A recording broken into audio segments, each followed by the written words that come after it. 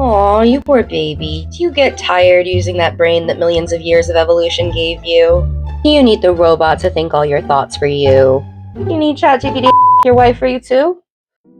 Hello, freaks, fools, and radicals, and welcome to the People's University. I am Dr. Sprank. I am your resident professor of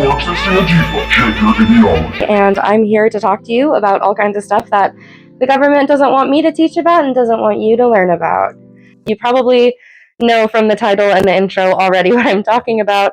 It's this meme right here that recently has gone viral, making fun of people's reliance on AI to do work for them. It actually presents a really interesting question for us as philosophers and thinkers and just people who maybe have a tiny ounce of critical thinking about the society that we live in. I'm mostly going to be referring to the work of Dr. John Danaher today, who is a philosopher of technology. He has published a book called Automation and Utopia, Human Flourishing in a World Without Work, where he talks about automation, not exclusive to AI, but including AI, and the way that it impacts and shapes our human relationships and understandings of our own lives. We tend to have sort of two major lenses that we look at technology through.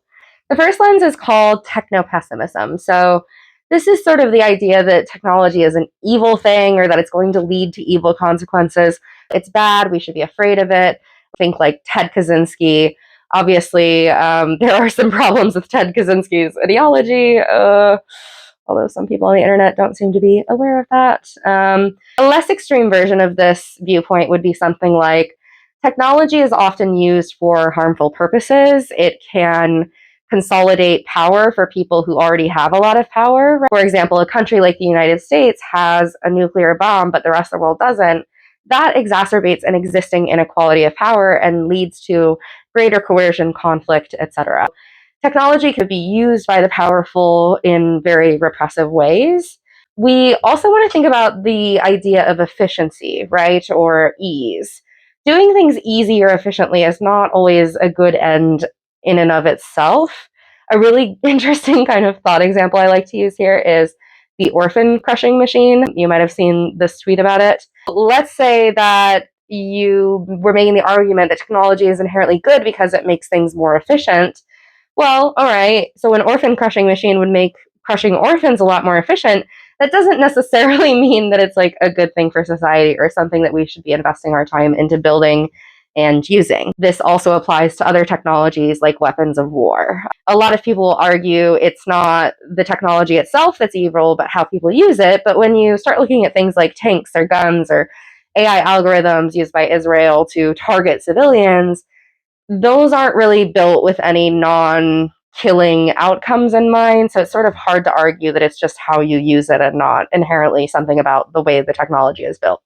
The other extreme, we have Techno-Optimism, which is the viewpoint that any problem really can be solved with technology as long as we continue to innovate and build. So it is true that technology constantly advances the very limit of what we thought to be possible. It's a good argument that if we invest the right energy and money and scientific knowledge into technology in the right places, that we can vastly improve our experiences collectively as a society and individually within it. A techno-optimist would look at something like YouTube and think, wow, this is an incredible free resource full of all of this information and entertainment. What a triumph of humanity that has been amplified through technology. Whereas a techno-pessimist would look at YouTube and say, oh, wow, what a vast slop bucket full of misinformation and distractions and things that will melt your brain and make you a worse person. One of my favorite examples of techno-pessimism comes from Hayao Miyazaki, who is a director at Studio Ghibli, who's known for making incredibly beautiful, moving, and politically rich films. And in 2016, his animation team actually brought him an AI assistant that could sort of help animate monsters. And there's this fascinating clip of him reacting to it that has gone viral in recent years, where he reacts very strongly and he says things like, I can't watch this stuff and find it interesting. Whoever creates this stuff has no idea what pain is. And he says, I'm utterly disgusted. I would never wish to incorporate this technology into my work. I strongly feel that this is an insult to life itself. So Miyazaki is sort of pointing to this idea that outsourcing the labor of something as precious as art to a technology is itself somehow degrading to our experiences as humans and sort of like the whole point of being alive, right? Like, what is the point of being alive if you're going to outsource something like art to a machine? Which brings us to another really important conceptual framework within this conversation, which is the idea of intrinsic value versus instrumental value. So if something is instrumentally valuable, that means that the value is derived from the usefulness of that thing to achieve some kind of goal, right? So for example, money is not inherently valuable on its own. It's just a piece of paper or a piece of metal, but it's instrumentally valuable because you can use it to acquire other things. You can trade with it, right? So we've assigned a value to it, and that creates a kind of usefulness and a functionality for money. If we applied this logic to an example like a therapist, somebody who has an instrumentalist view would say, a therapist just serves a function, and if something like an AI chatbot can serve that function equally well and can say the right things, technically speaking, then you might as well outsource your therapy to a chatbot. Oh my god, the horrors. Chat, are we cooked? I think that we're cooked. On the other hand, intrinsic value is a value that doesn't derive from functionality necessarily, but rather the inherent worthiness of whatever the thing is for its own sake. It doesn't have to accomplish anything or serve some function.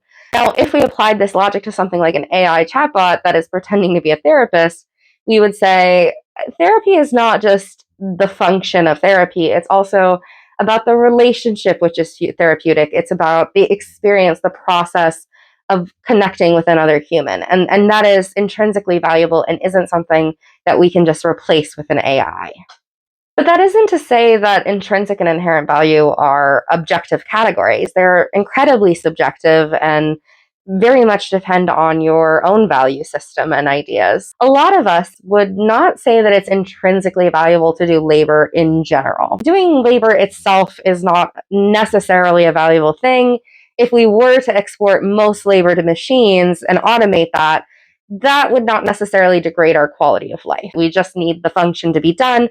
We don't necessarily see an inherent value in the way that it's being done by humans. We might also think about things like home tasks, cooking and cleaning, that these things could be outsourced to a technology, a machine. But it's really important to pause here and question some of our assumptions. I think that there is something really valuable intrinsically in learning to take care of your own space, cooking as being moments for social connection, bonding, cultural transfer. And if we exported those tasks to a machine, we would lose a lot. We also want to think about particular users interfacing with these technologies in different ways. So, for example, a child might actually be getting something more important than just learning how to clean out of the habit of cleaning up after themselves. They might be learning personal responsibility or cooperation or just the importance of maintaining a clean environment on their own, right? And we can imagine that if we deprived a child of this important developmental process entirely, if a child never had to clean up after themselves, never had to learn any of these basic skills, not only would they then have this huge lack of independence, but they might also have impacts on their attitudes, right? It might also impact their sense of entitlement or their overall self-awareness. We can add more layers onto this too. So you could imagine, for example, if the robot that is doing all of the cleaning and cooking is feminized, that's likely going to impact somebody's viewpoint on gender and the roles of women in general. Obviously, we already have mostly feminized voice assistants like Siri and Gemini. It's not an accident that all of these voice assistants happen to be feminized. That's a reflection of our society and also something that reproduces that value in our society. We also want to think about other kinds of impacts. So, for example, there's been a lot of recent studies showing that over-reliance on AI actually causes your critical thinking to quote unquote atrophy, which is astounding. This would be another example of a consequence. When we export things to technology, it's not just the intrinsic versus instrumental value question, it's also the question of what do these tasks, what do these functions bring to our lives, to our societies, that would be lost if we allowed them to become the domain of technology. And that's not even to talk about the costs to the environment or the impacts on human labor. There's a lot of stuff to think about here.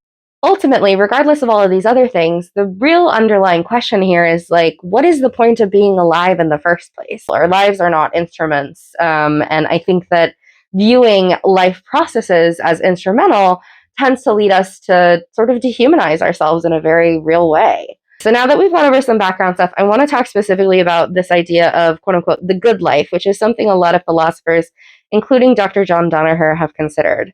The good life is something that is subjective, and John Danaher talks about why it's very difficult to come up with this idea of what it would mean to live a good life because people simply have different ideas about that. They have different value systems.